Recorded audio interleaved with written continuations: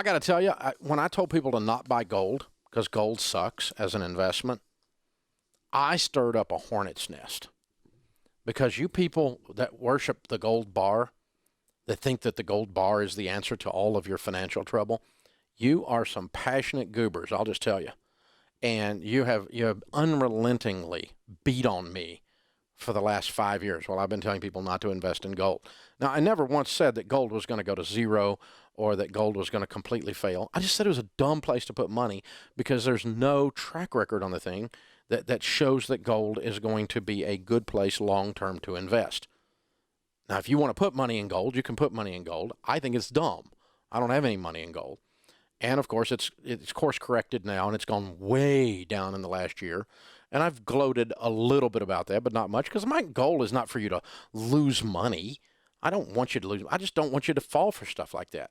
And then there's stuff like that is complete scam, like the Iraqi dinar scam that's going on, and people putting their money in the dinar. A guy tweeted this morning. He said, "What do I do with my family? They put so much money in the Iraqi dinar that they lost their home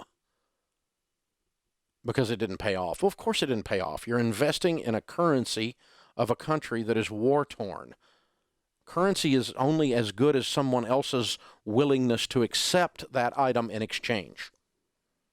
And so if we decided carpet thread was the medium of exchange, we'd all be carrying around a pocket full of carpet thread. In our case in America, we use green pieces of paper with presidents' faces on them. They have no value except to the extent that someone else will receive them as value. What stabilizes that currency? Well, some government regulation stabilizes the currency, but it has been widely accepted for generations as a medium of exchange. Well, so has gold. Yes, gold has. It's been widely accepted as a medium of exchange. We all go into Walmart with gold bars. That happens all the time. That's a moronic statement. Of course you don't. And if an economy fails, we resort to gold. No, we don't. No recovering economy has resorted to gold since the Roman Empire. There's no historic evidence of that crap. And so people walk around like gold has got intrinsic value. Gold has only got value to the extent someone else will change it with you for something else. And that's what we call money. It's what we call currency when someone else, whether it's carpet thread or paper or gold bars, when you can exchange it with someone else because someone else trusts. See, there's the essence to money. It's based on trust. And currencies are only as stable as trust. And so now I got a whole other group of goobers after me, and that's these Bitcoin goobs. Now, these are web geeks, and so they're all alive on social media and gone bananas. And so, like, I'm the enemy of the world because, Dave, I thought you liked the free market. You'd like Bitcoin. I hope it works. It may work. I don't think it's going to. And it looks like it's failing as we speak. But it may work. In 10 years, it may have stabilized. In the meantime, I'm going to tell 8 million people every day that Bitcoin is Bitcoin, and it's the equivalent of the Iraqi dinar of the web. And I'm going to keep saying it because I'm not putting money in it personally because it's an unstable currency that is regulated by no one and has no track record, and there's not even a physical item. At least with carpet thread, you'd have something in your pocket. It's bits, and they can't even freaking keep up with the bits. And so one of the major exchanges has now gone into bankruptcy. So this is not a hard concept, and it's not due to my lack of knowledge of the internet. My lack of knowledge of the internet is vast. I'm so ignorant about the internet, it's unbelievable.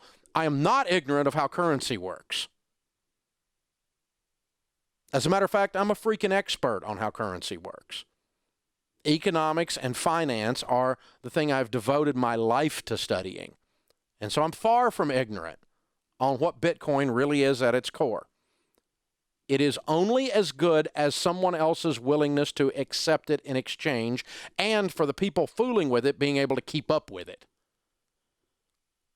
If you walk around and you lose thousands of dollars, pieces of green paper out of your pocket, and you can't keep up with your money, then you're going to lose money. And they can't find them. They've been shystered, and you've been shystered. But you guys think it's cool and it's cutting edge all because it's technology-based, and I'm some kind of freaking ignoramus. And here's where your breakdown is. It's not technology-based. It's trust-based.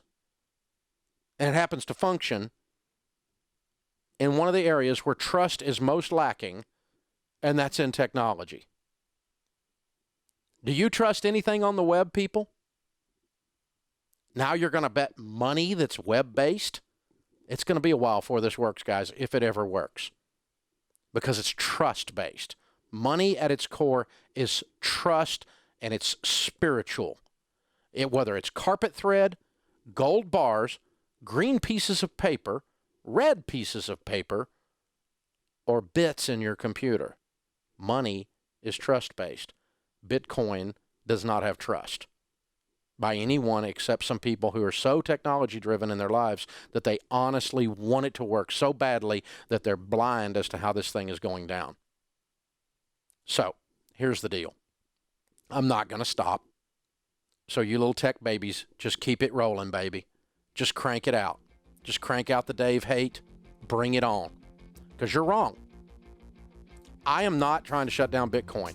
I'm talking to people who work for a living, make money, and I'm asking them to not lose their money by investing in the Iraqi dinar of the web, the Bitcoin. Don't put your money in stuff that is unstable. Put your money in simple things that have proven track records of decade upon decade upon decade, and then you'll have some money when the sun goes down and when the sun comes up. I put my money in good growth stock mutual funds. I don't put my money in single stocks, too much risk. And I put my money in real estate. And that's what I'm going to tell you to do. Don't put your money in the Iraqi dinar. Don't put it in gold bars. And don't put it in Bitcoins. This is the Dave Ramsey Show.